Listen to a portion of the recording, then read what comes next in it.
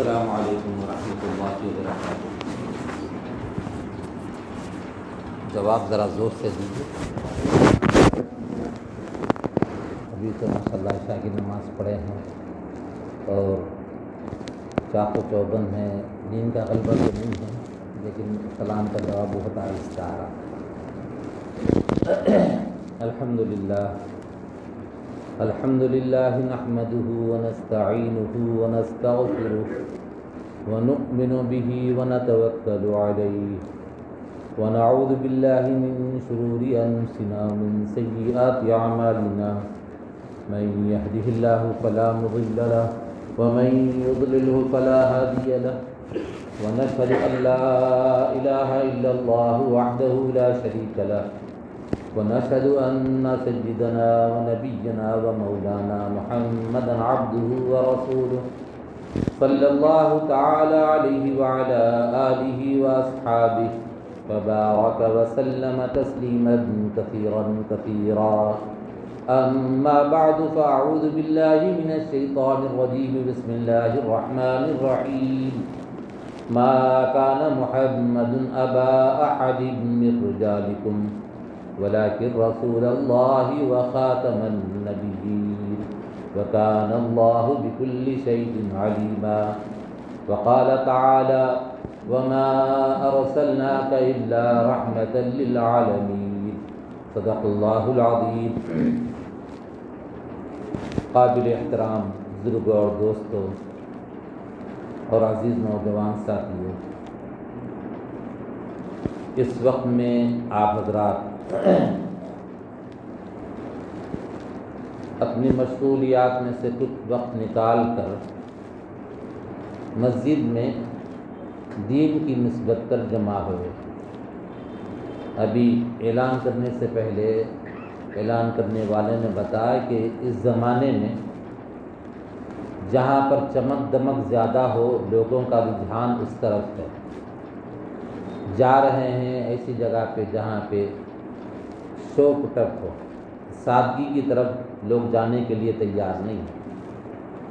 لیکن نبی اکرم صلی اللہ علیہ وسلم کی جو زندگی ہے، آپ کی جو سیرت ہے، ہم کو یہ بتاتی ہے کہ آپ نے ساری زندگی سادگی کے ساتھ گزاری ہے، اور زندگی میں کہیں بھی ایسا آپ کو نہیں ملے گا جس کے اندر پرتکلف آپ کی زندگی رہی ہے۔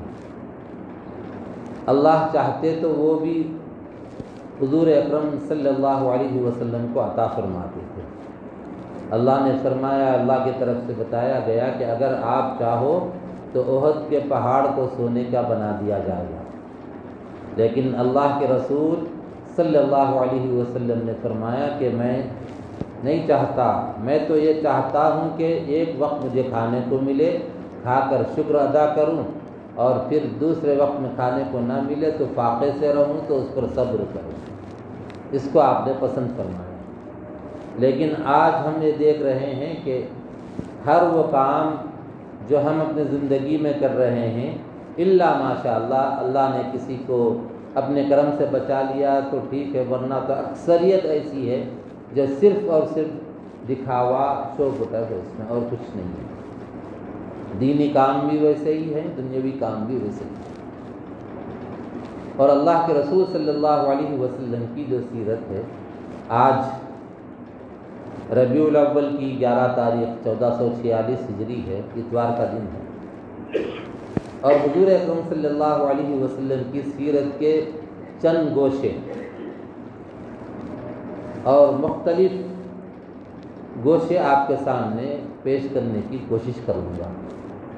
اور حضور اکرم صلی اللہ علیہ وسلم کی سیرت کو کون بیان کر سکتا ہے؟ کوئی بھی بیان نہیں کر سکتا۔ جتنے لوگوں نے بیان کرنے کی کوشش کی، کوئی اپنے قلم کے ذریعے سے، کوئی اشعار کے ذریعے سے، کوئی کسی انداز سے، لیکن ہر کوئی بعد میں یہ کہہ کر خاموش ہو گیا کہ بعد از خدا بزرگ توئی قصہ مختصر، اللہ کے بعد سب سے بڑے درجے والے آپ ہیں، یہ کہہ کر خاموش ہو گئے۔ اور جس کی تعریف، جس ذات گرامی کا تذکرہ خود اس ذات گرامی کے پیدا کرنے والے اللہ نے قرآن کریم میں کیا ہو، اس کا تذکرہ اور اس کی سیرت کون بیان کر سکتا ہے؟ لیکن یہ کوشش کر کے ثواب حاصل کیا جا سکتا ہے کہ تقریر کرنے والا تذکرہ کرے اور سننے والے بیٹھ کر سنے، تو اس پر بھی اجر و ثواب ہے۔ اور اس میں بھی بعض کام ایسے ہیں جو ہم کر سکتے ہیں، بعض چیزیں ایسی ہیں جو حضور اکرم صلی اللہ علیہ وسلم کے لیے خاص تھی، وہ چیزیں ہم کو نہیں مل سکتی، جیسے آپ کا حسن و جمال ہے، بے پناہ حسن و جمال اللہ نے آپ کو عطا فرمایا۔ ایک آدمی دور سے چل کر آیا، شہرت ہو گئی تھی کہ مکے کے اندر ایک اللہ کا بندہ ہے جو لوگوں کو بتوں کی پرستش سے روکتا ہے، کہتا ہے کہ ایک رب کی مانو، وہی تمہارا خالق ہے، وہی تمہارا مالک ہے، وہی پیدا کرنے والا، وہی رزاق ہے، روزی دینے والا، اور اس کے سامنے سجدہ کرو، کسی اور کے سامنے سجدہ نہ کرو، جھکنا ہو تو اسی کے سامنے جھکو، کسی اور کے سامنے نہیں جھکنا۔ یہ بات چل پڑی تو ایک آدمی خاص سرکار دو عالم صلی اللہ علیہ وسلم سے ملاقات کے لیے آیا۔ جب سرکار کا نام آئے تو اپنے زبان سے کہیے صلی اللہ علیہ وسلم۔ اللہ کے رسول نے فرمایا، ایک مرتبہ جمعہ کے موقع پر آپ ممبر پر تشریف لے جا رہے تھے، پہلے سیڑھی پر قدم رکھے، دوسرے تیسرے پر، تو ایک سیڑھی پر جب آپ نے قدم رکھا تو حضرت جبرائیل نے کہا ہلاک ہو جائے وہ شخص جس کے سامنے آپ کا نام نامی لیا جائے اور درود نہ بھیجے۔ حضرت جبرائیل کی بد دعا، اور اس پر حضور نے آمین فرمایا۔ تو ہم حضور اکرم صلی اللہ علیہ وسلم سے محبت کا دعویٰ بننے والے ان کے امتی ہیں، اور درود نہ بھیجے کیسا ہو سکتا ہے؟ پڑھیے اللہم صلی علی سیدنا مولانا محمد وعلی آل سیدنا مولانا محمد وبارک وسلم۔ تو وہ شخص دور دراز مقام سے سفر کر کے مکۃ المکرمہ پہنچا۔ جب مکے کے اندر آیا تو اب اتفاق سے ابو جہل سے ملاقات ہوئی۔ ابو جہل ایسا شخص تھا جو حضور اکرم صلی اللہ علیہ وسلم کو نئے نئے انداز سے تکلیف پہنچاتا تھا۔ ایک ہے مستقل تکلیف پہنچانا، اور یہ جو شخص تھا ابو جہل بدبخت، حضور اکرم صلی اللہ علیہ وسلم کو تکلیف پہنچانے کے لیے منصوبے بناتا تھا، کیسے کیسی تکلیف پہنچایا جائے، کیسا ان کو ختم کیا جائے، نعوذ باللہ ہلاک کیا جائے، نئے نئے تدبیریں کرتا تھا وہ۔ تو اتفاق سے ملاقات اس سے ہو گئی۔ جب اس سے ملاقات ہوئی تو پوچھا کہ کہاں سے آئے؟ تو وہ فلاں جگہ سے آیا ہوں۔ کیوں آئے ہو؟ کہا کہ محمد سے ملنے آیا ہوں صلی اللہ علیہ وسلم۔ تو ابو جہل نے کہا ان سے نہ ملو، اس وجہ سے کہ ان کے زبان میں جادو کا اثر ہے، جب کچھ کہتے ہیں تو فوراً سامنے والا اس کا اثر لے لیتا ہے، اگر تم ملو گے تو تم اپنے مذہب کو چھوڑ دے کہ ان سے نہ ملو، یہ کہا۔ تو کہا ٹھیک ہے۔ ایک دن گزرا، 2 دن گزرا، تیسرا دن آ گیا، تو اس کے دل میں خیال آیا میں اتنا لمبا سفر طے کر کے آیا اور ملاقات کرے بغیر کیسے چلے جاؤں، ملنا چاہیے۔ اس ارادے سے باہر نکلا اور ابو جہل ٹوہ میں تھا، پھر اس سے ملاقات ہوئی۔ تو کہا کہاں جا رہے ہو؟ کہا ملاقات کے لیے جا رہا ہوں۔ تو تم نے تو وعدہ کیا کہ ملاقات نہیں کروں گا۔ تو کہا بات تو صحیح ہے، لیکن اتنی دور سے سفر کر کے آیا، کوئی اور مقصد نہیں ہے، اسی مقصد سے آیا ہوں میں، اور بغیر ملاقات کرے کیسے جاؤں؟ ایسا نہیں ہو سکتا، میں ملاقات ضرور کروں گا۔ تو اس وقت میں ابو جہل نے کہا ٹھیک ہے ملاقات کرو، لیکن ان سے بات نہیں کرنا، تم خاموش جانا، ملنا اور آ جانا، بات نہیں کرنا ان سے، بات کرو گے تو پھنس جاؤ گے تم۔ تو وہ شخص گیا اور جیسے ہی جانے لگا تو پیچھے اپنے کارندوں کو بھیجا، ٹوہ میں تھا، لوگوں کو بھیجایا کہ ذرا جا کے دیکھ کے آؤ یہ بندہ کرتا کیا ہے۔ تو نبی اکرم صلی اللہ علیہ وسلم کے دربار میں پہنچا۔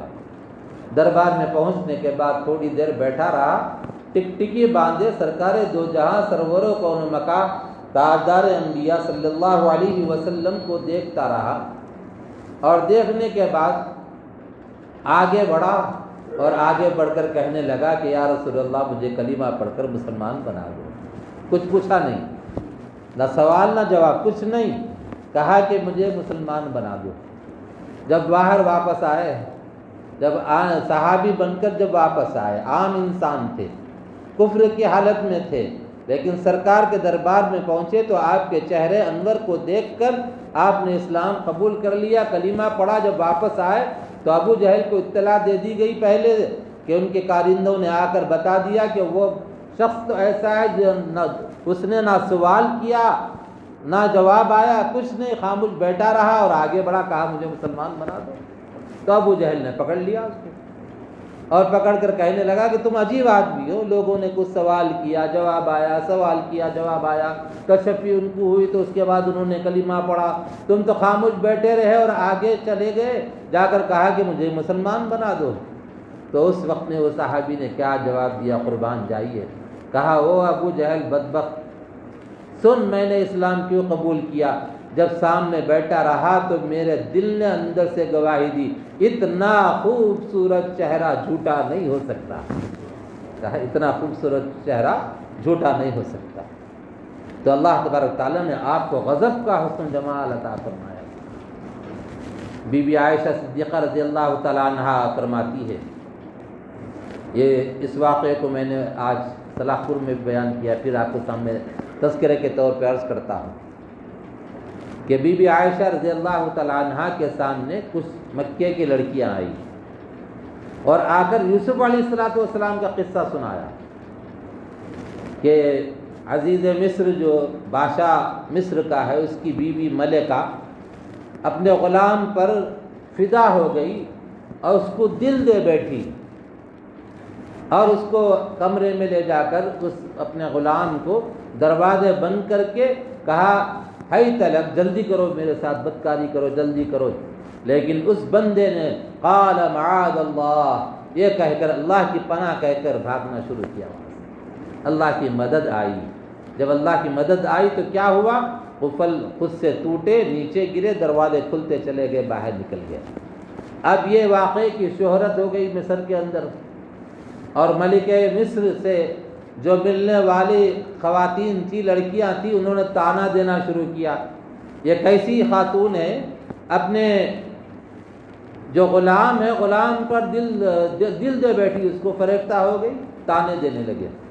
تو اس نے کیا کیا، لوگوں کو بتانا چاہیے کہ یہ شخص کیسا ہے، سب لوگوں کی دعوت کی، سہیلیاں پوری آ گئی اس کی، اور جب پہنچی تو سب کے ہاتھ میں ایک چاقو اور پھل دیا اور حضرت یوسف کو کمرے میں چھپا کے رکھا، اور جیسے ہی اس نے کہا کہ دیکھو اب تمہارے ہاتھ میں چاقو بھی ہے، پھل بھی ہے، کاٹو اور اس کو کھاؤ، اور آواز لگائی اے یوسف چلو اس دربار میں آ جاؤ۔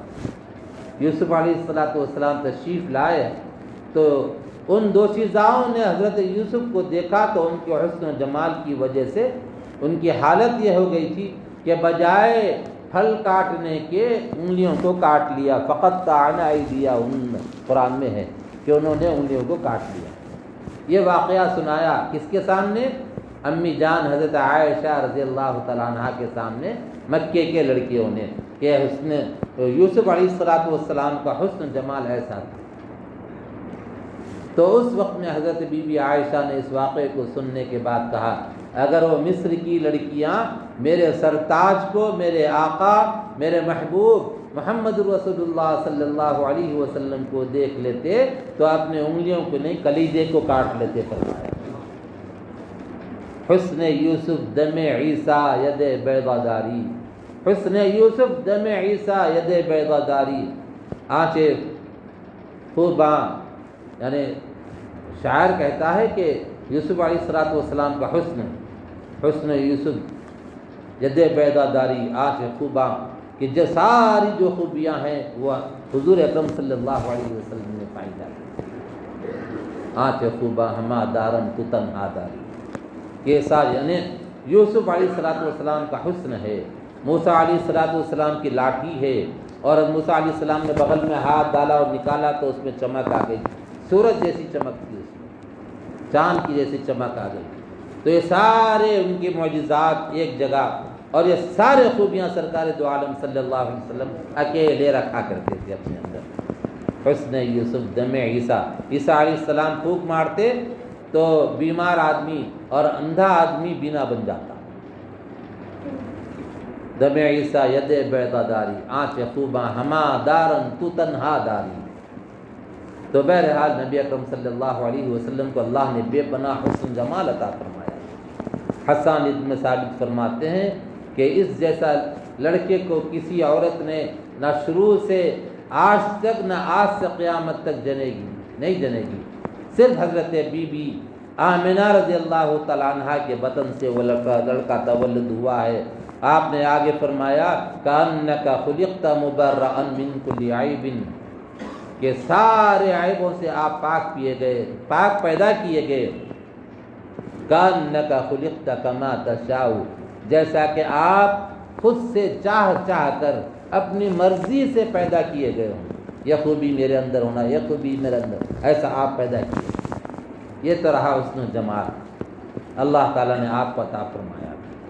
اور آپ صلی اللہ علیہ وسلم دنیا میں تشریف لائے تو اس کے بعد مکے کا جو حال تھا کہ افراتفری پھیلی ہوئی تھی. ایک دوسرے کے دشمن تھے، ایک دوسرے کے گریبان پکڑا کرتے تھے، اور دشمنیاں خاندانی چلی آتی تھی. باپ مرتا تو بیٹے سے کہتا بیٹا اس کا بدلہ لینا، اور دشمنی کس پہ؟ کوئی بڑی بات نہیں، ایک چھوٹا قبیلے والا جو کم درجے کا سمجھا جاتا تھا. حالانکہ کم درجہ بڑا درجہ کچھ نہیں ہے. ان اکرمکم عند اللہ اتقاکم، اللہ نے قرآن کریم میں صاف فرما دیا اے لوگوں سن لو، اگر اللہ کے پاس کسی کا مرتبہ اور مقام ہے تو وہ تقوی کی بنیاد ہے. یعنی ان اکرمکم عند اللہ اتقاکم، مکرم اگر ہے، مرتبے والا اگر ہے، اونچے درجے والا اگر ہے، تو جتنا اللہ کا ڈر اور خوف اس کے اندر ہوگا اتنا ہی اونچے درجے کا ہوگا.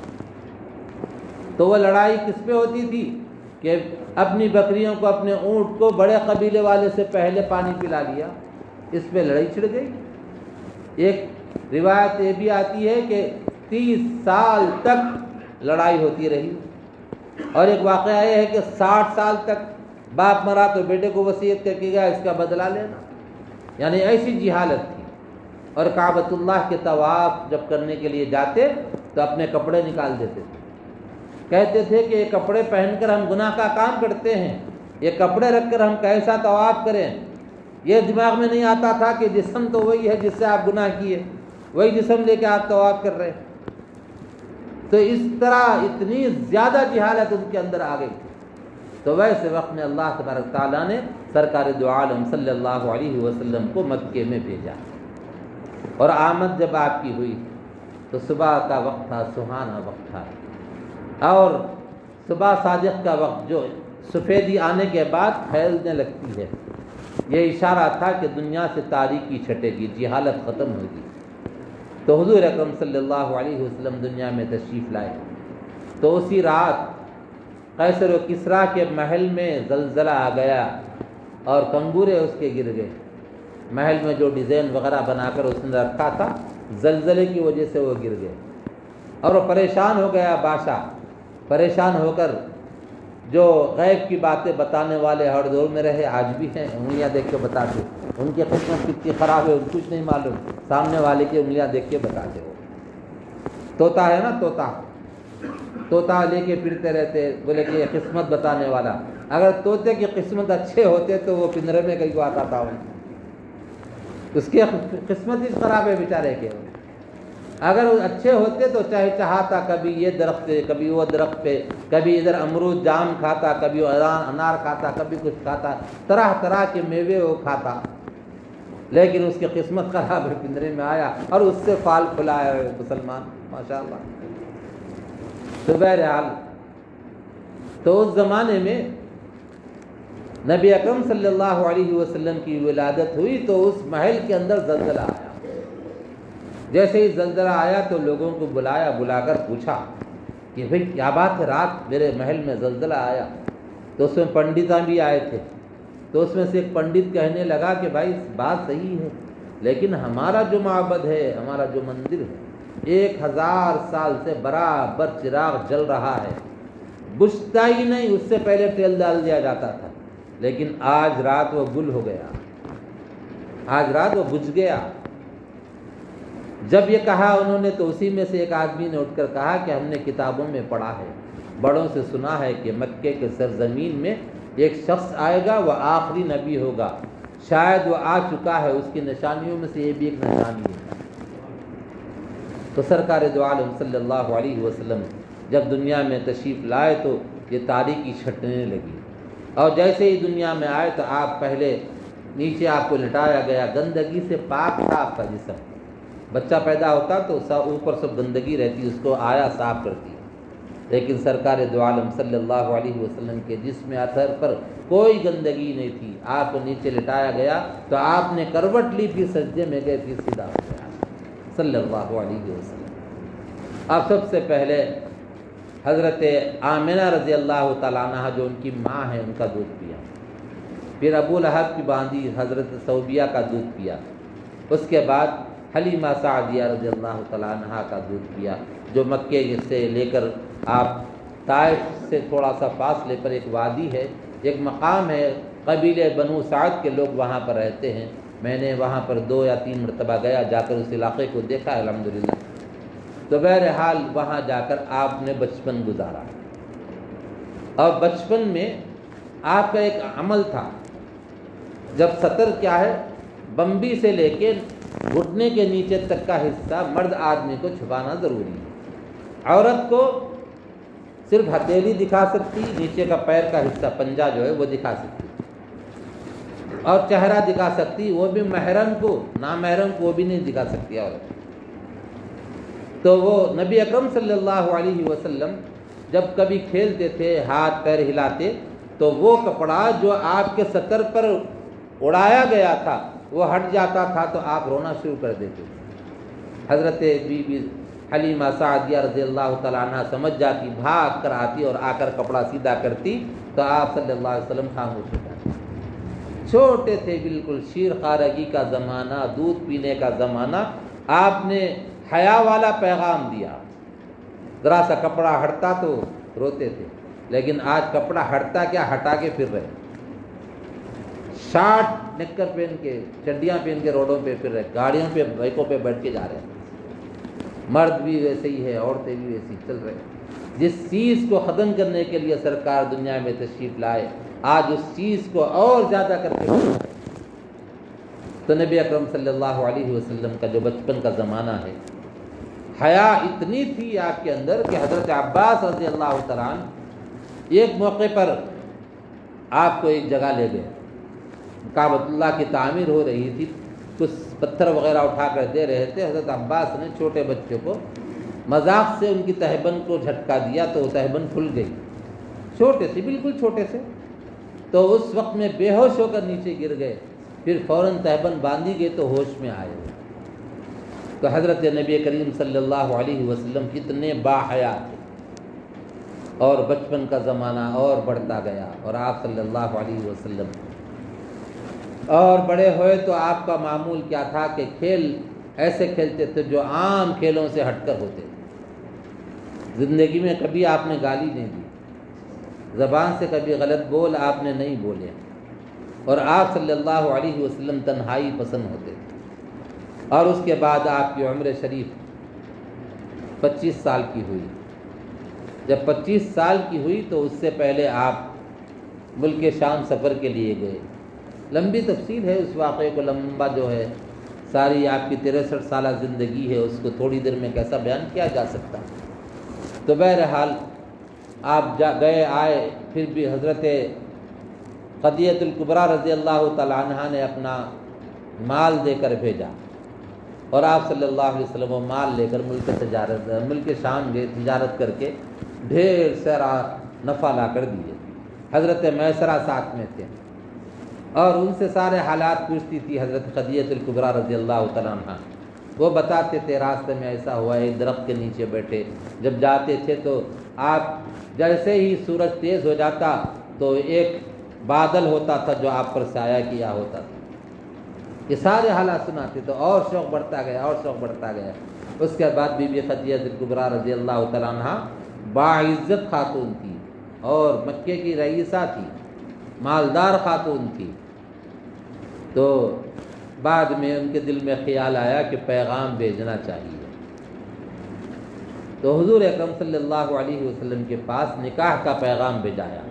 مکے کے رؤسا سرداران مکہ پیغام بھیج چکے تھے حضرت خدیجہ الکبریٰ رضی اللہ تعالیٰ عنہا کے پاس، آپ نے انکار کر دیا کہ میں نہیں کرتی شادی۔ لیکن جب سرکار کے اخلاق کردار کو دیکھا، بلند اخلاق والے تھے، انک لعلی خلق عظیم، قرآن میں اللہ نے فرمایا کہ خلق عظیم، بہت اونچے درجے کے اخلاق والے تھے آپ۔ تو حضرت خدیجہ الکبریٰ رضی اللہ تعالیٰ عنہا نے جب آفر کیا کہ میں نکاح کرنا چاہتی ہوں، تو اس وقت میں انہوں نے کہا کہ میرے بڑے موجود ہیں، میں مشورہ کر کے جواب دیتا ہوں۔ آج کے بچے ذرا بڑے ہو گئے تو بولتے ہیں بھائی میری مرضی، شادی میں کرنے والا ہوں، ہمارے والد صاحب کی تو ہو گئی، اب ہماری شادی ہم فیصلہ کریں گے۔ سرکار کے آگے پیچھے کوئی بھی نہیں تھے نا، تنہا تھے، حضرت ابو طالب چچا تھے وہ، تو کہا کہ میرے سرپرست ہیں حضرت ابو طالب، ان سے مشورہ کر کے جواب دوں گا۔ گئے، جا کر مشورہ کیا تو حضرت ابو طالب نے کہا کہ ختیجہ وہ خاتون ہے جس کے نکاح یعنی رشتے کو رد نہیں کیا جا سکتا، قبول کر لو۔ چنانچہ حضرت خدیجہ الکبریٰ رضی اللہ تعالیٰ عنہا سے نکاح آپ کا ہوا۔ عمر کتنی تھی؟ 40 سال، یعنی بڑی خاتون سے نکاح ہو رہا ہے اور تجربے کار ہوتی تھی وہ۔ تو اس کے بعد پھر اور عمر بڑی، ایک موقع ایسا بھی آیا تو عرب کے اندر آپس میں جگہ ہوئی تھی تو آپ نے تیر وغیرہ اٹھا کر دیے تھے، ایک ویسا بھی وقت رہا۔ پھر اس کے بعد کعبۃ اللہ کی تعمیر کا مرحلہ آیا، سیلاب کی وجہ سے کعبۃ اللہ کی جو دیواریں ہیں وہ منہدم ہو گئی تھی، اب اس کو بنانا تھا، اور بنانے کے لیے بالکل صاف ستھرا پیسہ چاہیے تھا، اس کی فکر میں تھے وہ۔ اور اس کے بعد جب دیکھا کہ جدہ کے ساحل پر ایک جہاز خراب ہو گیا ہے، اس کے چکلے وغیرہ خرید کر لا کر اس کو بنانے لگے، تو اس وقت میں جب کعبۃ اللہ کی تعمیر ہوئی تو اس میں حجر اسود کو نصب کرنا تھا، حجر اسود کو اس میں رکھنا تھا، اس پہ جھگڑا شروع ہو گیا۔ ہر قبیلے والا بولتا کہ میں کرتا ہوں اس کام کو، دوسرا بولتا تم کیسا کرتے ہو، میں کرتا ہوں۔ اب قریب تھا کہ تلواریں نکل جائیں اور لڑنے لگے، آپس میں مارنا شروع کریں ایک دوسرے کو۔ اسی اثنا میں سرکار دو عالم صلی اللہ علیہ وسلم پر نظر پڑی لوگوں کی، تو کہا کہ دیکھو یہ جو نوجوان آ رہے ہیں ان کے اوپر اس فیصلے کو چھوڑ دیں گے، یہ جو فیصلہ کریں گے ہم اس کو مان دیں گے۔ چنانچہ سب نے بیک آواز ہو کر کہا ٹھیک ہے، ہم سب کو یہ قبول ہے۔ چنانچہ نبی اکرم صلی اللہ علیہ وسلم نے فیصلہ ایسا کیا کہ دیکھو فلاں دروازے سے کل سب سے پہلے یہاں پر جو شخص آئے گا اس کام کو انجام دے گا۔ اللہ کا کرنا ایسا ہوا کہ سب سے پہلے مسجد حرام میں آنے والے سرکار دو جہاں صلی اللہ علیہ وسلم تھے۔ جب وہ آئے تو سب نے کہا ٹھیک ہے یہ کام آپ کریے، ہم اس کے لیے تیار ہیں، لیکن آپ نے اس کام کو اکیلے انجام نہیں دیے۔ آپ نے کیا کیا کہ سارے قبیلے کے سردار کو بلایا، سارے سردار آ گئے، کہا کہ ایک بڑی سی چادر لے کر آؤ، چادر لائی گئی، چادر بچھائی گئی۔ چادر بچھانے کے بعد حضرت نبی کریم صلی اللہ علیہ وسلم نے اس پتھر کو، حجر اسود کو اپنے دست مبارک سے اٹھا کر چادر کے بیچ میں رکھا، اور بیچ میں رکھنے کے بعد کہا کہ ہر قبیلے کا سردار اس چادر کو پکڑ کر اٹھا کر وہاں تک لے جائے۔ یہ کہنا تھا کہ ہر قبیلے کے سردار کے چہرے پہ مسکراہٹ آ گئی، یہ تو سب کو اعزاز حاصل ہو رہا ہے۔ چنانچہ نبی اکرم صلی اللہ علیہ وسلم نے ایسا جھگڑا جو تلواریں نکلنے والی تھی، ایک دوسرے کے گردنیں کٹنے والی تھی، ایسے اچھے انداز سے اس کو سلجھایا کہ وہ سب خوشی خوشی اس چادر کو اٹھا کر دیوار تک لے گئے۔ آپ صلی اللہ علیہ وسلم نے اس کو اٹھا کر اپنے دست مبارک سے اس میں لگا دیا صلی اللہ علیہ وسلم۔ تو نبی اکرم صلی اللہ علیہ وسلم کی عمر مبارک اور بڑھتی رہی، 40 سال کے قریب ہو گئے۔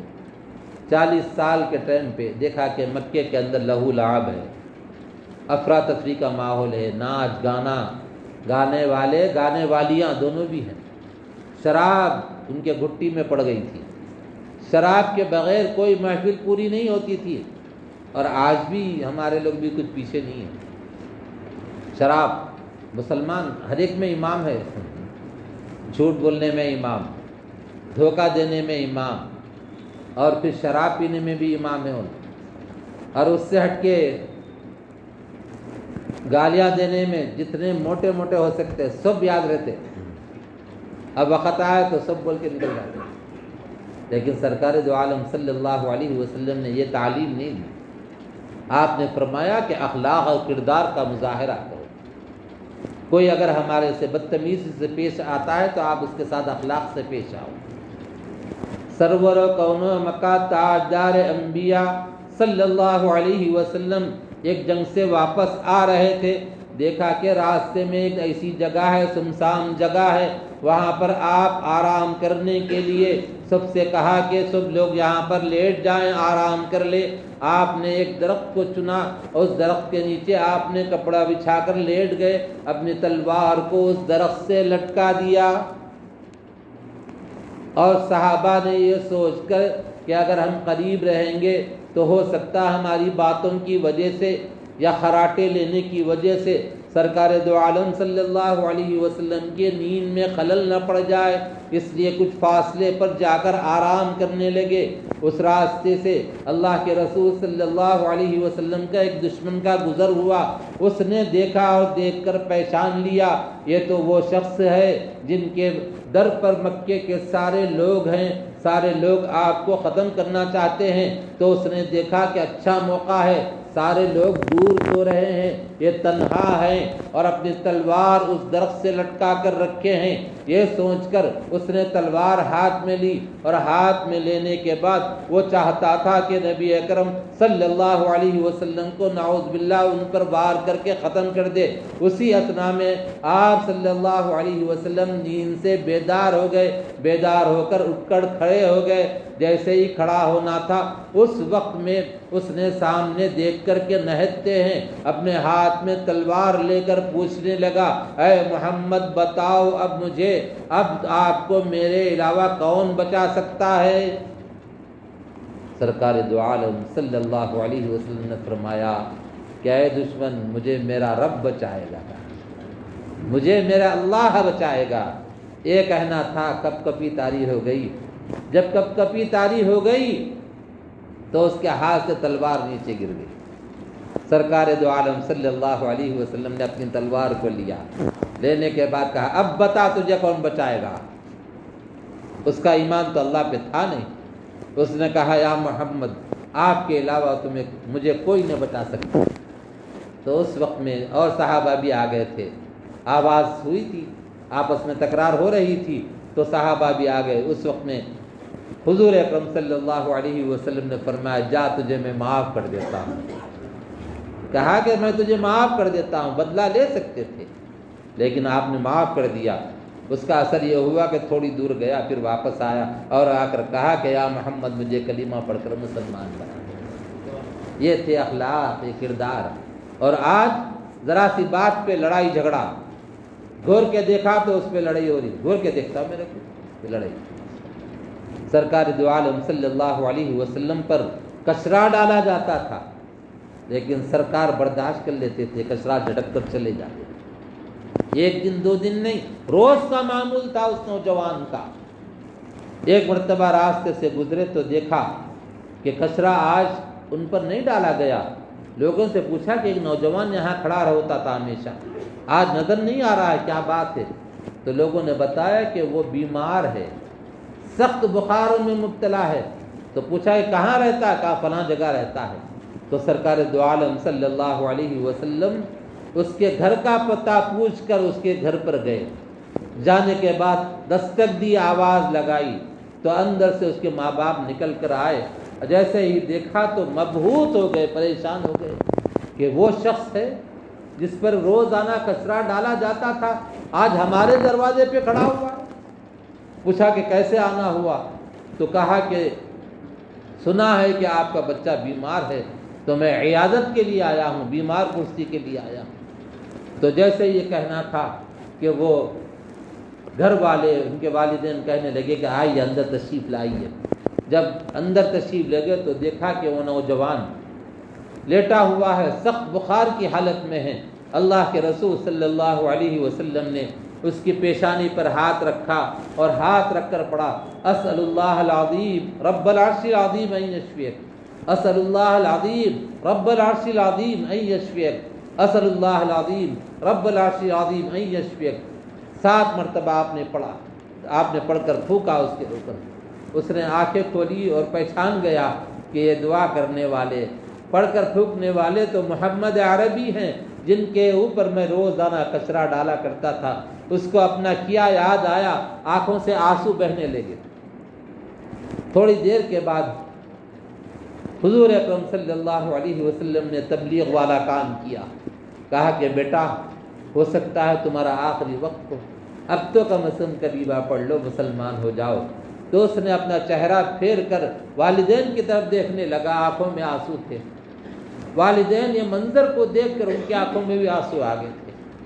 کہا بیٹا تمہیں اختیار ہے، تم چاہو تو کلمہ پڑھ لو، ہم روکنے والے نہیں ہیں، تمہیں اختیار ہے، ہم منع نہیں کریں گے بالکل۔ تو اس وقت میں کہا کہ یا رسول اللہ صلی اللہ علیہ وسلم کلمہ پڑھا کر مجھے مسلمان بنا دو۔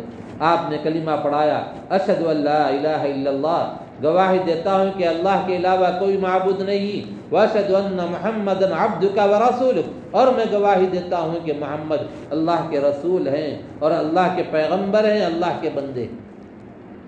یہ کہہ کر جب واپس آ رہے تھے، دروازے سے باہر نکلے تو پیچھے سے آواز دینے والوں نے دیا۔ آواز دینے والے کون تھے؟ باپ اور ماں دونوں نے آواز دی، یا محمد یا رسول اللہ۔ آپ جا رہے ہیں تو آپ نے پلٹ کر دیکھا تو کہا جو دولت میرے بیٹے کو آپ دے کر جا رہے ہیں، ہم بھی اس کے محتاج کھڑے ہیں، ہم کو بھی کلمہ پڑھا کر مسلمان بنا دیں۔ سرکار دو عالم صلی اللہ علیہ وسلم نے ان کو بھی کلمہ پڑھا کر مسلمان بنا دیا۔ تھوڑی دور گئے تھے، گھر سے رونے کی آواز آئی تو پلٹ کر آ کر پوچھا تو کہا کہ اس نوجوان کی روح پرواز کر چکی ہے، آخر لمحے میں کلمہ پڑھ کر کوئی عبادت کیے بغیر جنت میں چلا گیا وہ نوجوان۔ تو سرکار دو عالم صلی اللہ علیہ وسلم کے اخلاق یہ ہیں، کردار یہ ہیں۔ آج ہم ذری سی بات پر لڑتے ہیں، ذری سے بات پر دوسرے کو نیچا دکھانے کی کوشش کرتے ہیں، اور اس وقت میں یعنی جتنے چیزیں شراب خوری اور نشہ آور چیزاں، ایسے چیزیں جو سگریٹ میں ڈال کر اور ایسے انداز میں جو دیکھنے میں آپ کو ڈبی نظر آئے گی لیکن اس میں نشہ آور چیز ہے، آدمی اس کو استعمال کر رہا۔ اور عرب کے اندر تو شراب جتنی پرانی جس کے پاس ہوتی تھی وہ بڑے فخر سے کہتا تھا کہ میرے پاس 20 سال 30 سال 40 سال پرانی شراب ہے۔ وہ شراب کا نشہ بھی ویسے ہی ہوتا تھا، 1-2 گھٹ پیتے تو اتنا زیادہ نشہ چڑھتا تھا کہ تازی شراب پینے پہ اتنا نشہ نہیں چڑھتا۔ 300 سے زائد نام ہے شراب کے، انگوری شراب، فلاں شراب، اتنی زیادہ ان کے گھٹی میں پڑی ہوئی تھی۔ لیکن جب ان کا ایمان بنا اور سرکار دو عالم صلی اللہ علیہ وسلم کے ہاتھ پر انہوں نے توبہ کی، اور اس کے بعد ایک عام آدمی مدینے کی گلیوں میں آواز لگانے لگا، اے لوگو، اے مسلمانوں سن لو، سرکار دو عالم صلی اللہ علیہ وسلم کی طرف سے میں پیغام پہنچا رہا ہوں، آج سے تم پر شراب حرام کر دی جاتی ہے۔ باہر نکل کر نہیں دیکھا کہ اعلان کرنے والا کون ہے، صرف حضور کا واسطہ دے کر اس نے اعلان کیا تھا۔ تو ایک صحابی کے بارے میں آتا ہے کہ پیالے میں ڈال کر شراب منہ کے قریب لے گئے تھے، اسی لمحہ انہوں نے وہ پیالے کو پھینک دیا، اور پھر گھر کے اندر سے شراب کے مٹکے اتنے لڑکائے گئے کہ شراب کے مٹکے نیچے لڑکنے کی وجہ سے شراب جو انڈیلی گئی، پھینکی گئی، اتنی زیادہ شراب تھی۔ جب صحابہ اور حضور اکرم صلی اللہ علیہ وسلم مسجد نبوی میں نماز کے لیے تشریف لائے تو اس وقت میں کیا دیکھتے ہیں، ایسا معلوم ہو رہا ہے کہ جیسے رات میں بارش ہوئی ہو، اتنی زیادہ شراب پھینکی گئی۔ شراب تو ان کی گھٹی میں تھی، اس سے محبت تھی ان کو، لیکن جب دیکھا کہ اللہ کی طرف سے واضح طور پر پیغام آیا تو وہ شراب سے توبہ کر کے اس سے ہمیشہ کے لیے بچ گئے۔ تو اس لیے اگر کسی کو عادت ہے تو چھوڑ دینا چاہیے، جھوٹ بولنے سے بچنا چاہیے۔ الصدق ینجی والکذب یہلک، سچ بات نجات دلاتی ہے، جھوٹ ہلاک کر دیتا ہے۔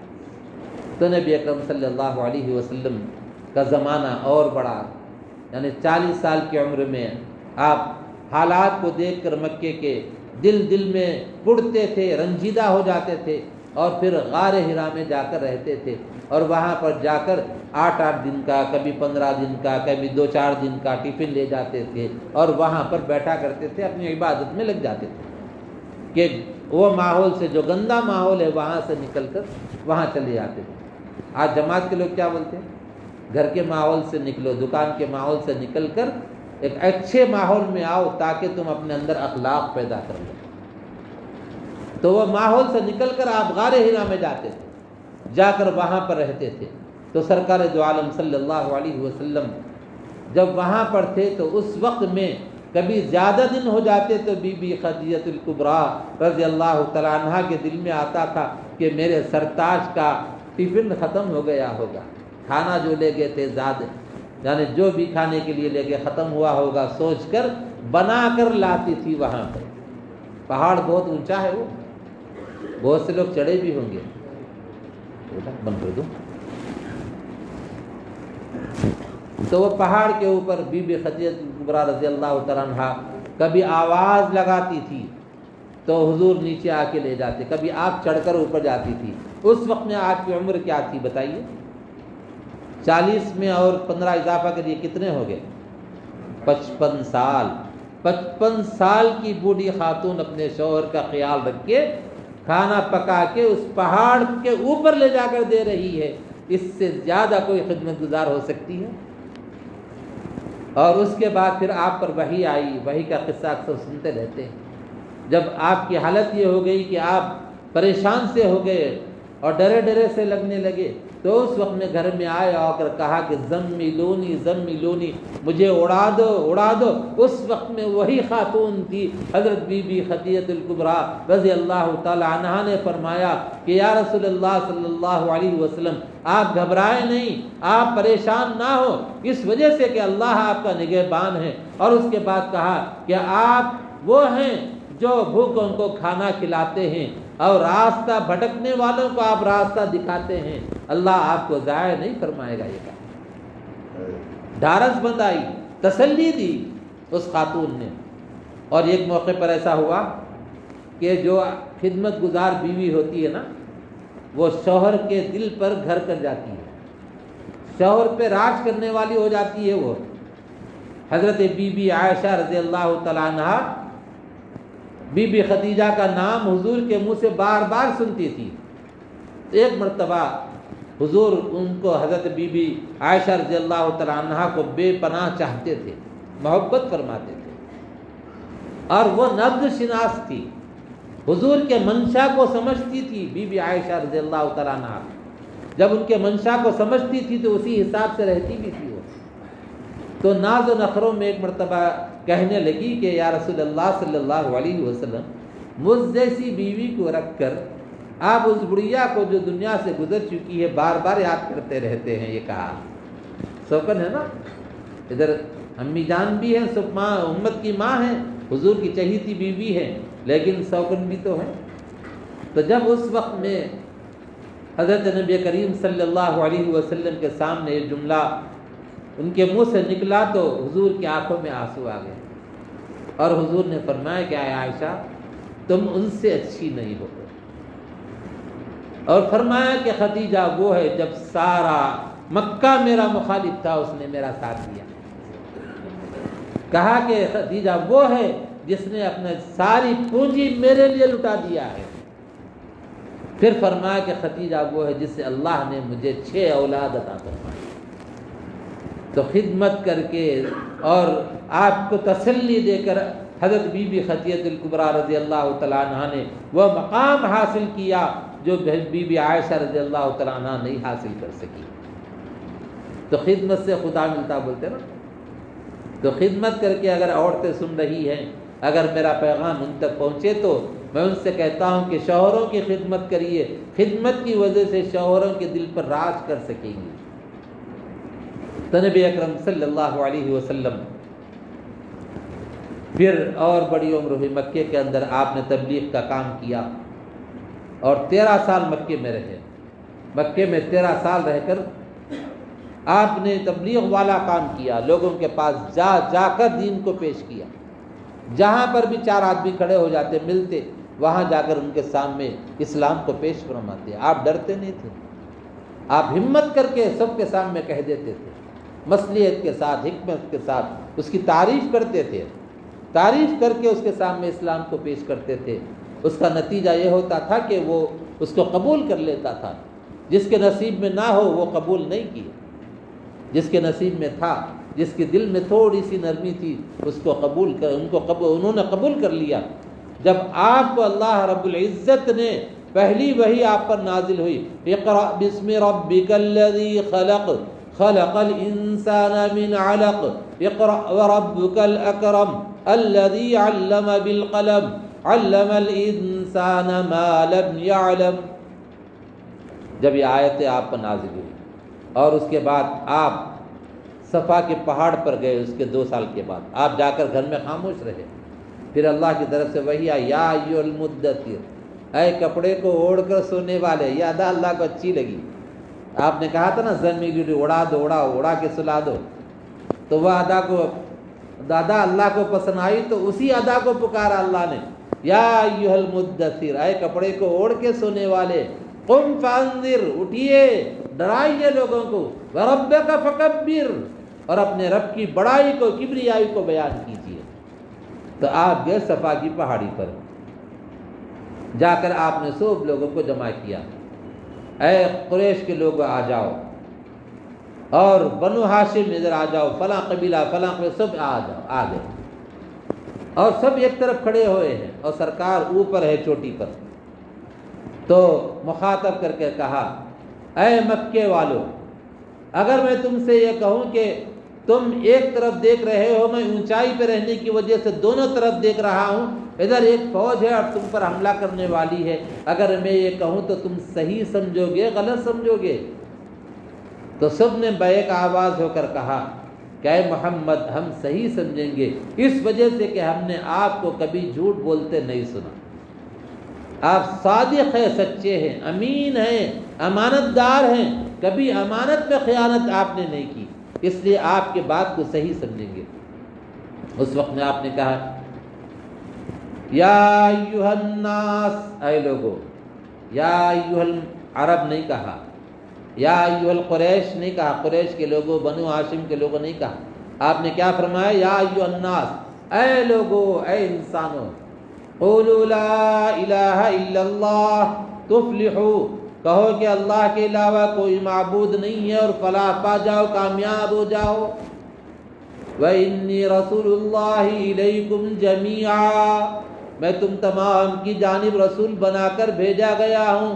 تم تمام سے مراد اس وقت میں تو مکے کے لوگ سامنے تھے، لیکن آپ نے ایسا جملہ استعمال فرمایا، چاہے تم تمام سے مراد مکے والے ہوں، مکے سے باہر والے ہوں، عرب والے ہوں، عجم والے ہوں، یورپ والے ہوں، ایشیا والے ہوں، اور بر اعظم افریقہ کے رہنے والے ہوں، ساری دنیا میں جہاں پر بھی انسانیت رہتی ہے، سب کو آپ نے مخاطب کر کے فرمایا، وَإِنِّي رَسُولُ اللَّهِ إِلَيْكُمْ جَمِيعًا، میں تم تمام کی جانب رسول بنا کر بھیجا گیا ہوں۔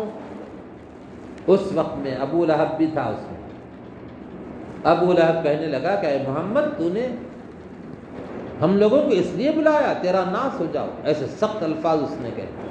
اللہ کو بھی بڑا جلال آیا، اللہ بھی غصہ ہو گئے اس پر، تبت یدا ابی لہب وتب ما اغنی عنہ مالہ وما، اس کے ہاتھ اٹھ جائیں، برباد ہو جائے، یہ وہی اس کے بعد آئی۔ اور اس کی بیوی بھی وہی حال کی تھی، ادھر کی بات ادھر لگاتی، ادھر کی بات ادھر لگا کے لڑاتی تھی لوگوں کو۔ تو بہرحال حضور اکرم صلی اللہ علیہ وسلم نے صفا کی پہاڑی پر چڑھ کر اس پیغام کو عام کیا، اور وہ چلتے چلتے ہمارے ہندوستان تک آیا، اسی کی برکت سے ہم مسلمان کہلانے لگے۔ بات بہت ہے لمبی چوڑی، آپ کے سامنے کہیں گے تو صبح سے آپ لوگ مصروف ہیں، جماعتیں بھی ماشاءاللہ آئی، ان کی باتیں بھی سنتے رہے۔ میں یہیں پر اپنی بات کو ختم کرتا ہوں۔ ماشاءاللہ ویسے آپ ذوق سے سن رہے، دیکھ رہا ہوں ماشاءاللہ اور بالکل بغیر اس کے حرکت کیے ماشاءاللہ سن رہے، آپ کا جذبہ آپ کو مبارک ہو۔ لیکن آج عہد کرنا کہ ہم حضور جیسی زندگی گزارنے کی کوشش کریں گے،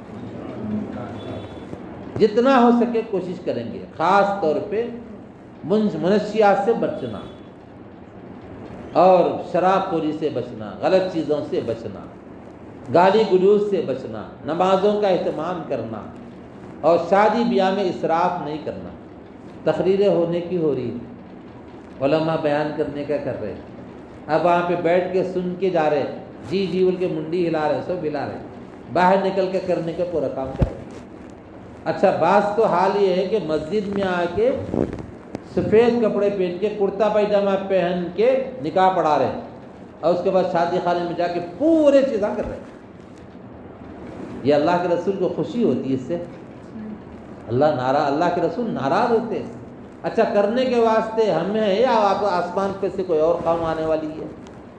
کوئی اور قوم تو آنے والی نہیں ہے نا، ہم کو ہی کرنا ہے۔ ہمت کرنا، خاندان میں اگر ایک ہمت کر کے کر لیا نا تو دوسرے کو ہمت ملتی ہے اس سے، کون بولتا دیکھو فلاں بھائی کرا میرا، میں بھی کرتا ہوں۔ اب یہاں کیا ہو رہا، غلط کاموں کے لیے کمپٹیشن ہو رہا۔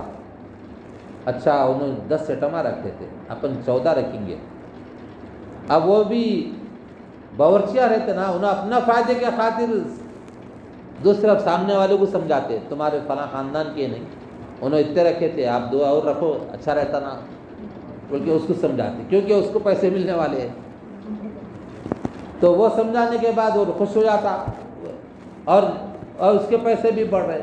لیکن اللہ کے رسول صلی اللہ علیہ وسلم نے فرمایا سادگی کے ساتھ شادی کرو، اسراف سے بچو، فضول خرچی سے بچو، اور شادی ایسی کرو کہ آسانی کے ساتھ ہماری امت کی بیٹیاں اٹھ سکیں اور مشکل نہ ہو، اس لیے سادگی کے ساتھ شادی ہم کو کرنا چاہیے۔ بہرحال یہ چند باتیں میرے ذہن میں تھی، آئی آپ لوگوں کی توجہ کی برکت سے، ذوق سے سننے کی برکت سے اللہ تعالیٰ نے ڈال دی۔ اللہ تعالیٰ سے دعا ہے کہ کہنے والے کو کہنے سے زیادہ، سننے والوں کو سننے سے زیادہ عمل کی توفیق عطا فرمائے۔ وآخر دعوانا الحمدللہ رب العالمین۔ مختصر سی دعا کر لیجیے۔ دعا میں تھوڑا سا ہمت کر کے سب کے لیے مانگنا، کسی کے پاس کوئی اچھی چیز دیکھے تو ماشاءاللہ بولنا، ہمارا دل نہیں بڑھتا ماشاءاللہ بولنے کے لیے۔ ایک ہمارے دوست ہیں تو ان کے سامنے ایک تذکرہ نکلا، فلاں آدمی مکان بنایا، تو میں بولا ابھی ماشاءاللہ بولو، بولنے کو تیاری نہیں ہے۔ میں بولا 2 مرتبہ 3 مرتبہ، ارے بول رہے بھائی، بولے تو جب بولا تو دیکھ کے خوش ہو تو اللہ میں ہمارے کو دیتا ہو، ہونا نہ ہونا اپنے کو ہونا نا، تو ماشاءاللہ سبحان اللہ، اللہ اور برکت دے بول کے دعا کرنا ان کے لیے۔ اور مانگتے وقت میں ذرا دل کھول کے مانگنا، سب کے لیے مانگنا، اپنے لیے مانگنا، دوسرے کے لیے مانگنا، اور ساری دنیا کے لیے مانگنا، اور درود شریف پڑھ لیجئے، اللہ تعالیٰ سے مانگیے۔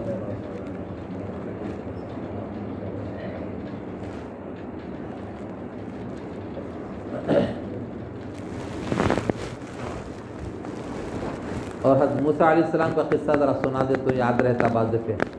مانگنے کے بھی ڈھنگ رہے تھے، مانگنے کے بھی ڈھنگ رہے تھے، طریقے سے مانگنا۔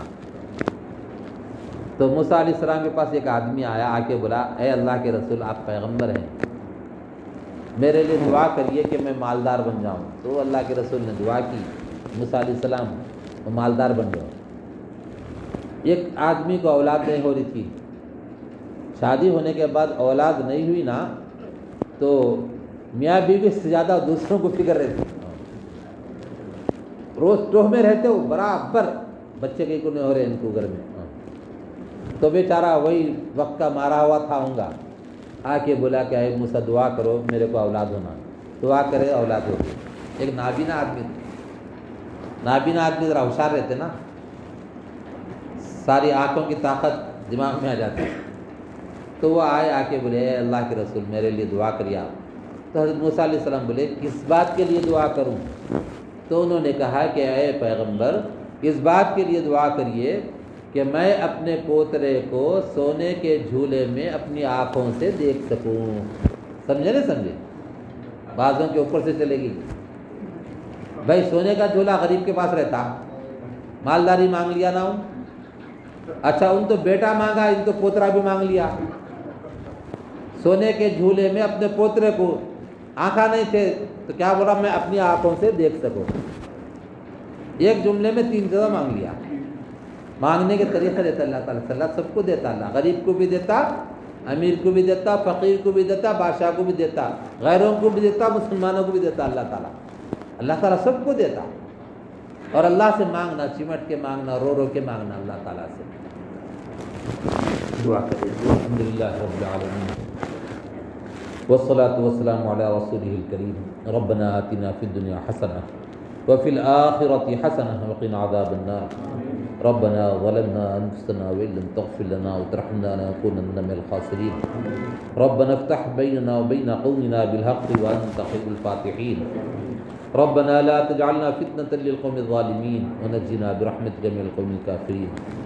یا اللہ آپ رحمان ہیں، رحیم ہیں، اے اللہ کریم آقا ہیں، اے اللہ آپ ساری دنیا کو عطا کرنے والے آقا ہیں، اے اللہ آپ نے ہم کو بے پناہ نعمتوں سے سرفراز فرمایا ہے۔ اے اللہ ہم گنہگار بندے آپ کے دربار عالی میں گزارش کر رہے ہیں کہ بے پناہ جب نعمتیں آپ نے عطا فرمائی تو ہم کو معافی کی نعمت بھی عطا فرما دیجیے۔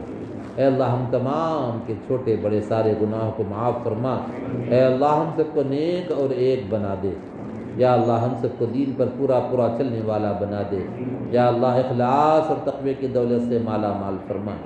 یا اللہ جو مسلمان پریشان حال ان کی پریشانی کو دور فرما۔ یا اللہ جو مسلمان محتاج ہیں ان کی حاجتوں کو غیب سے پورا فرما۔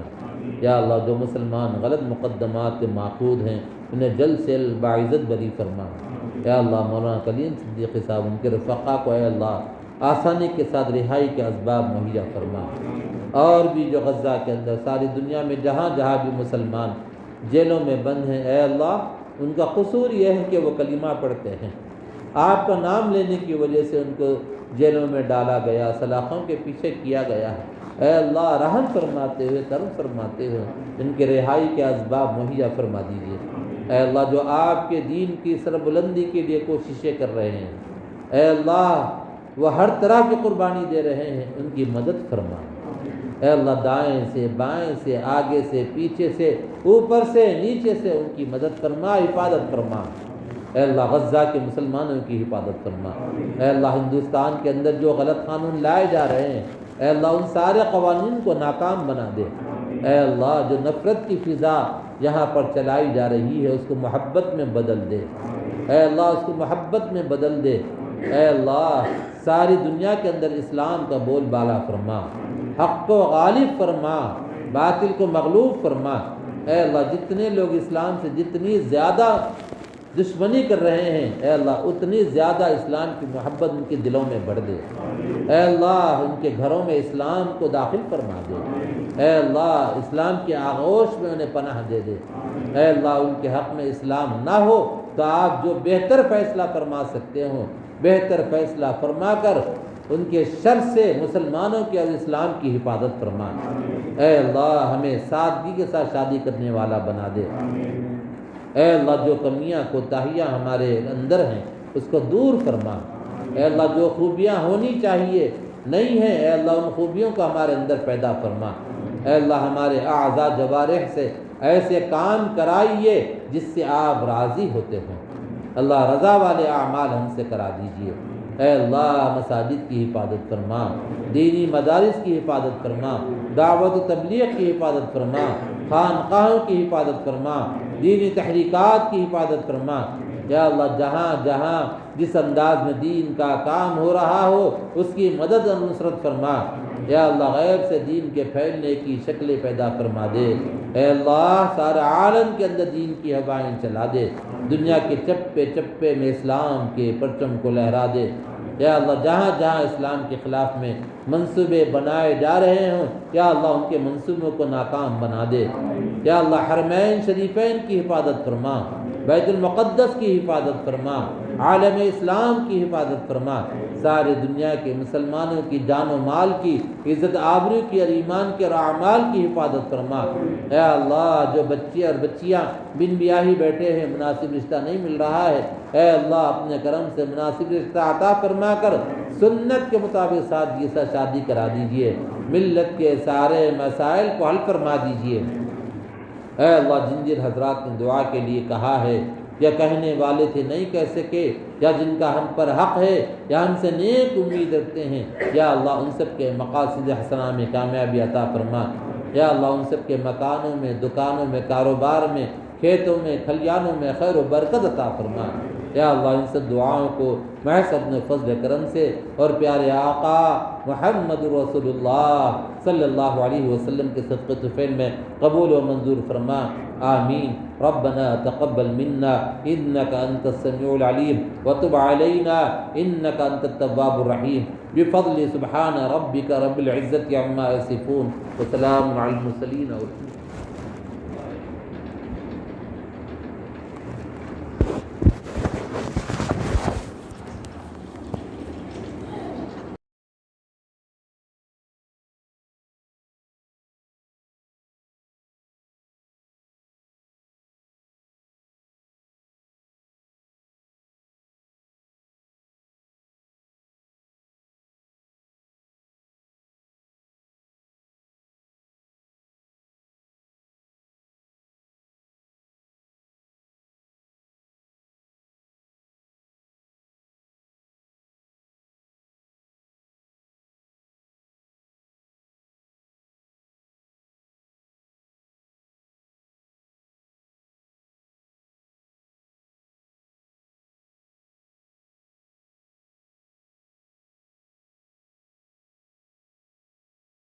اللہ سے مانگنا اور خوب کھلے دل سے مانگنا، اللہ سب کو دے۔ درود پڑھیے، اللہم صلی اللہ علیہ وسلم۔ والحمد للہ رب العالمین والصلاة والسلام علی رسولہ الکریم۔ ربنا آتنا فی الدنیا حسنہ وفی الآخرۃ حسنہ وقنا عذاب النار۔ ربنا ظلمنا انفسنا وان لم تغفر لنا وترحمنا لنكونن من الخاسرین۔ ربنا افتح بيننا وبين قومنا بالحق وأنت خير الفاتحين۔ ربنا لا تجعلنا فتنة للقوم الظالمين ونجنا برحمتك من القوم الكافرين۔ رب اجعلني مقيم الصلاة ومن ذريتي ربنا وتقبل دعاء۔ ربنا اغفر لي ولوالدي وللمؤمنين يوم يقوم الحساب۔ اللهم احفظنا من كل بلاء الدنيا وعذاب الآخرة۔ اللهم إنك عفو كريم تحب العفو فاعف عنا يا كريم۔ اللهم من أحييته منا فأحيه على الإسلام ومن توفيته منا فتوفه على الإيمان۔ لا إله إلا الله الحليم الكريم، سبحان الله رب العرش العظيم، الحمد لله رب العالمين۔ أسألك موجبات رحمتك وعزائم مغفرتك والعصمة من كل ذنب والغنيمة من كل بر والسلامة من كل إثم۔ لا تدع لي ذنبا إلا غفرته ولا هما إلا فرجته ولا حاجة هي لك رضا إلا قضيتها يا أرحم الراحمين۔ یا اللہ آپ رب العالمین ہیں، سارے جہانوں کے پالنے والے ہیں۔ یا اللہ آپ ارحم الراحمین ہیں، سب سے زیادہ رحم فرمانے والے ہیں۔ یا اللہ آپ اکرم الاکرمین ہیں، سب سے زیادہ کرم فرمانے والے ہیں۔ اے اللہ آپ رحمان ہیں، رحیم ہیں۔ یا اللہ آپ کریم ہیں۔ یا اللہ آپ خالق ہیں، آپ مالک ہیں۔ اے اللہ ہم مخلوق ہیں، ہم مملوک ہیں۔ اے اللہ آپ دینے والے داتا ہیں، ہم لینے والے فقیر ہیں۔ اے اللہ اس وقت میں اس مسجد کے اندر جس میں بڑے بڑے آپ کے اولیاء تشریف لائے ہیں، اے اللہ یہ آپ کا گھر ہے، آپ کی عبادت کے لیے بنایا گیا ہے۔ اس گھر کے اندر بیٹھ کر جہاں پر 20 حفاظ کرام ہیں اور بڑے بڑے لوگ جن کی داڑیاں سفید ہو گئی ہیں، یہ سب بیٹھے ہوئے ہیں اور آپ کے دربار عالی میں مانگ رہے ہیں۔ اے اللہ اپنے کرم سے ہمارے گناہوں کو معاف فرما دے۔ اے اللہ ہماری خطاؤں کو درگزر فرما دے۔ اے اللہ ہمارے صغیرہ کبیرہ گناہوں کو معاف فرما دے۔ اے مالک آپ آقا ہیں، اے اللہ ہم آپ کے بندے ہیں، کمزور بندے ہیں۔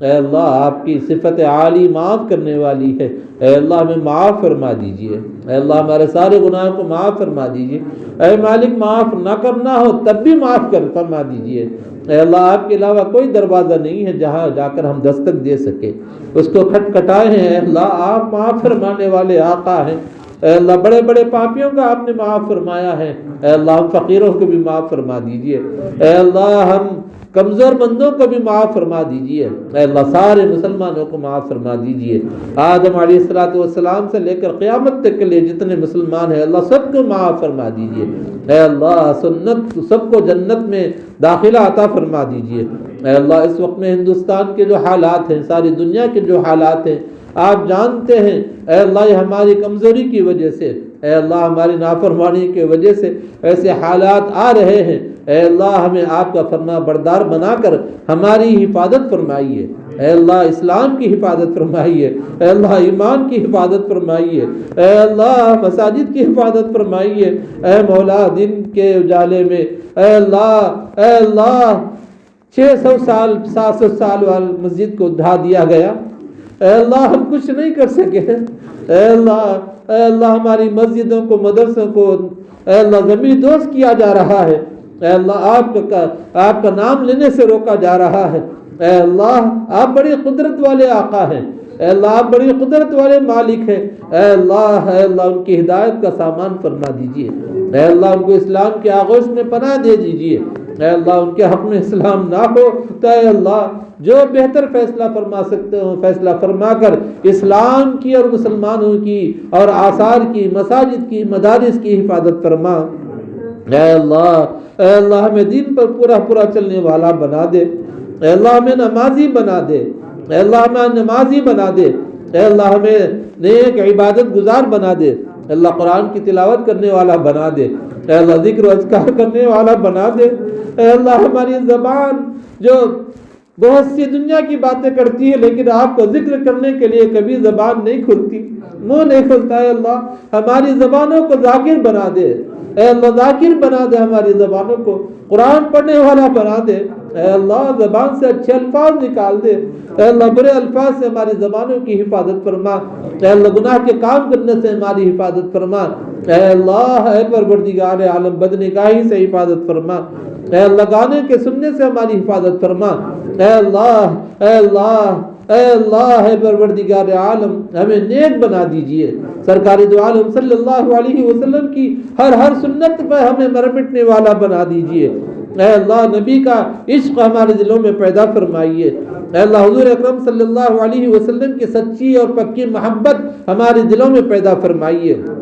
اے اللہ ہماری زندگیوں کو اے اللہ سنت والی زندگی بنا دیجئے، اے اللہ اس علاقے کے اندر ساری دنیا کے اندر دین کی ہوائیں چلا دیجئے، خاص طور پہ ہمارے اس علاقے کے اندر اے اللہ کا کثیر تعداد میں حفاظ علماء مفتیان کرام باعمل مفتیان کرام باعمل حفاظ باعمل اے اللہ علماء کرام کو پیدا فرمائیے، اے اللہ سارے علاقے کے اندر ایک دین کا کام اپنے کرم سے کرا دیجئے، اے اللہ دین کی ہواؤں کو چلا دیجئے، اے اللہ حق کو غالب فرمائیے باطل کو مغلوب فرمائیے، اے اللہ حق کا بول بالا فرمائیے، اے اللہ باطل کا منہ کالا فرمائیے، اے اللہ پارلیمنٹ کے اندر راجیہ سبھا کے اندر مسلمانوں کے خلاف میں جو بل پاس ہو رہے ہیں اے اللہ انہیں ہدایت نصیب فرمائیے، اے اللہ ان کی ہدایت نصیب فرمائیے، اے اللہ ان کو ہدایت نہ ہو تو ان کے لیے اے اللہ جو اسلام کی حفاظت کے لیے جو فیصلہ ہو سکتا ہے وہ فیصلہ فرما کر اسلام کی حفاظت فرمائیے،